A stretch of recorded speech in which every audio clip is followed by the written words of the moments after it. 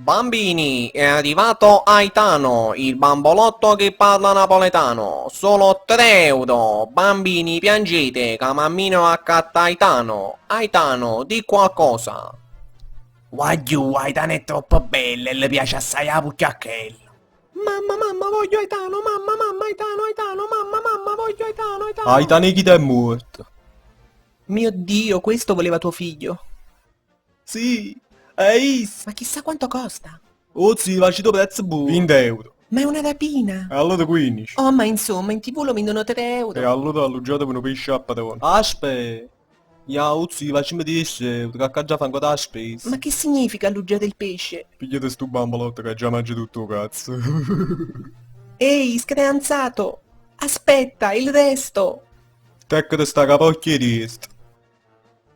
Che bello, grazie mamma, mi hai comprato Aitano, il bambolotto napolitano. Non scazzate, sputo in faccia. Ciao, io mi chiamo Carminiello, e tu come ti chiami? Io sono Gaetano e sono amante da patane, mi piace cavare e pelosa, per me ogni buca è pertusa. Pago, le piace la patata.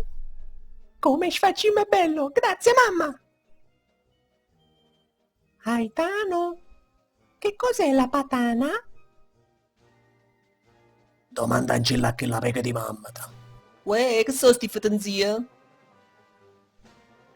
Aitano, i miei amichetti dicono che sono femminello. E beh, ma volesse avuto un po' di pesce. No, Aitano, con te sarebbe diverso. Voglio una storia seria.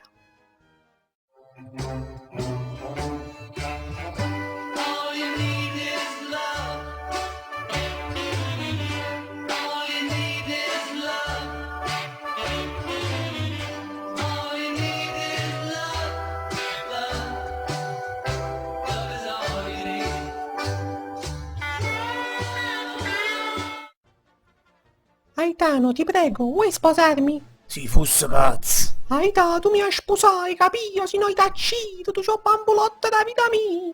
Carmenia, ma tu sei pazza. A me mi piace la patana, mica cazzo.